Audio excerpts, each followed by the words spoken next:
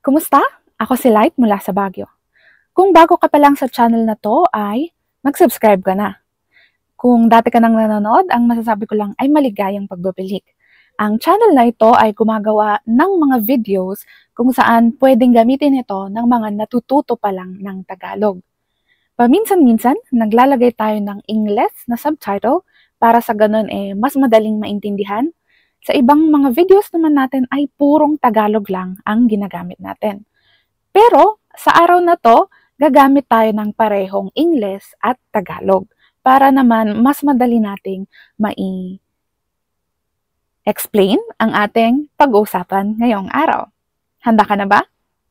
Ngayon ang pag-uusapan natin ay isa sa mga bagay na medyo mahirap intindihin o aralin kapag ikaw ay nag-aaral pa lang o bagong nag-aaral pa lang ng Tagalog. Ito ay ang mga verbs at ang kanilang conjugations. Ibig sabihin ang mga pandiwa at ang kanilang mga aspekto. Sa pandiwa, meron tayong dalawang focus, ang subject at ang object. Pero sa ibang video natin yan tatalakayin. Dito tayo sa aspekto o aspects ng pandiwa. Meron tayong 4. Ang una dyan ay ang perpektibo o ang natapos na. Pangalawa ay imperpektibo o ginagawa pa lang, hindi pa siya tapos. Pangatlo ay ang kontemplatibo o gagawin pa lang. At ang pang-4 naman ay ang perpektibong katatapos. Ang salitang clue natin dyan ay katatapos. Ayan. Tandaan, 4 lang yon. Ang halimbawa natin dyan, kain. Ang salitang kain sa Ingles ay eat. Ngayon, ano ang perpektibo nito? Ito ay kumain. Natapos na. Kumain. Completed sa Ingles. Sa imperpektibo naman, ulitin ko, ang imperpektibo ay ginagawa pa lang. Kaya ito ay kumakain. Kumakain. Sa pangatlo, kontemplatibo, ito ay hindi pa natatapos at ito ay gagawin pa lang sa hinaharap. Ang salitang kain ay magiging kakain. Kakain. Kung ang root word natin ay ang kain, uulitin natin ang unang pantig, first syllable. So, ito ay ka. At ito ay magiging kakain. Ka, inulit natin, ito ay galing sa unang syllable o unang pantig ng kain. At idudugtong ulit natin ito sa root word na kain. Kaya naging kakain. At ang panghuli, ang perpektibong katatapos. Uulitin ko, perpektibong katatapos, ang magiging clue natin dyan ay ang salitang katatapos.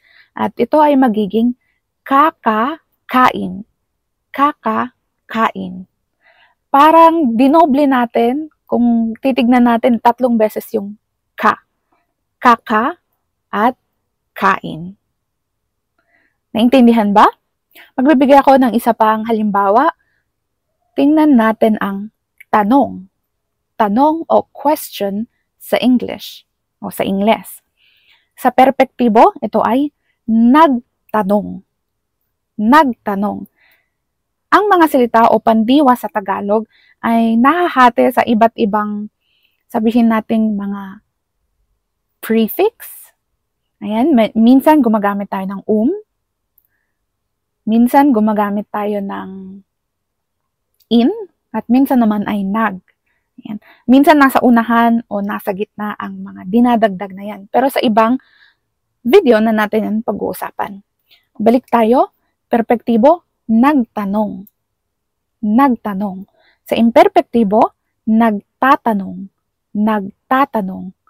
Sa kontemplatibo, magtatanong.